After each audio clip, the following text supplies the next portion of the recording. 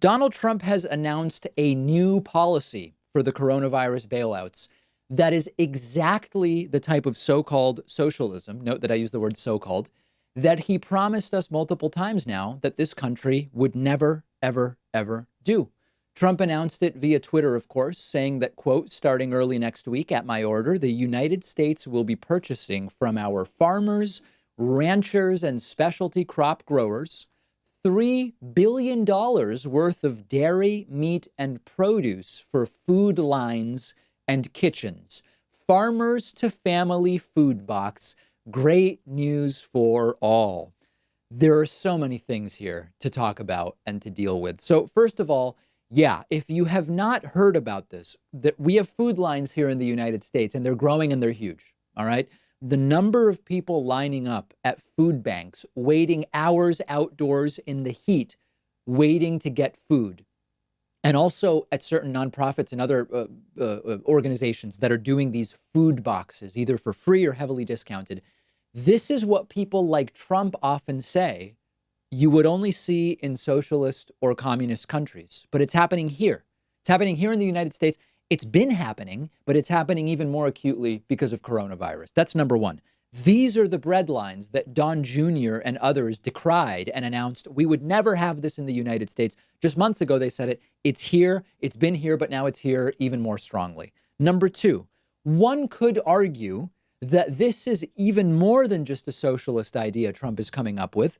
I'm not going to call it communist, but certainly we could be talking about state socialism. The government will become the buyer from people who raise food, manufacture, raise, grow food. They are going to be the buyer, the government, and they are going to be doing that to keep the company afloat.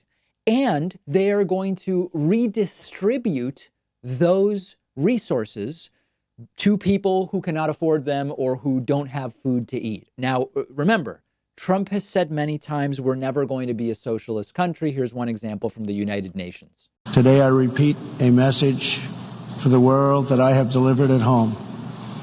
America will never be a socialist country.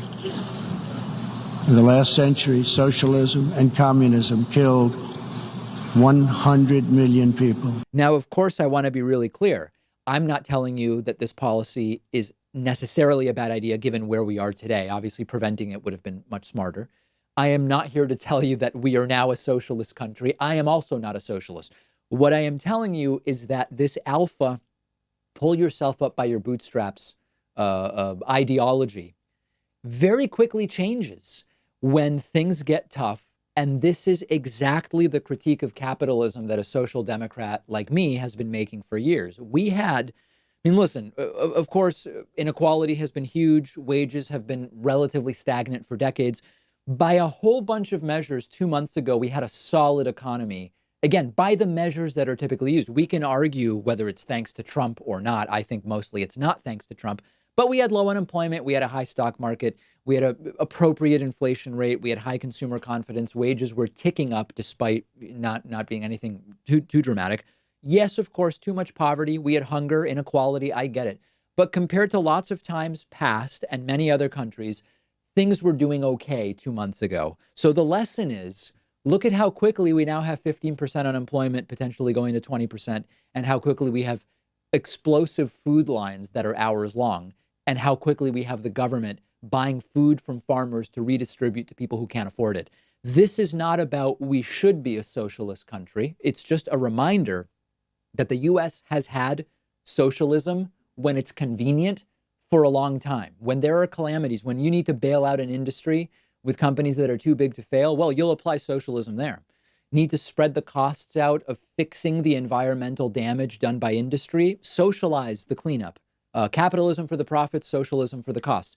If you have a virus that you mishandled leading to an even worse economic implosion than we would otherwise have had, well, just start buying food and giving it to people in food lines. So the solution here is we should be dealing with the fragility of the system in a proactive way instead of reacting in what is a completely impotent way. That is the problem. And the point of social democracy is you take capitalism, but you commit money to proactively insulating the system from shocks and calamities. Free market capitalism, by its nature, doesn't do proactive. It's just not in there. It's too expensive. It's not immediately beneficial.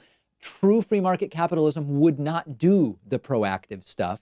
That's why you need the regulatory framework of social democracy. And again, this is the type of stuff Trump said we would never have here, and he's doing it, and he's right to do it. I want to be clear. It's one of the right policies given what's going on. The logistical and cronyistic elements of it will, of course, be a disaster, as always is the case for Trump. But the point is, their principles evaporate when they have a situation like this to deal with.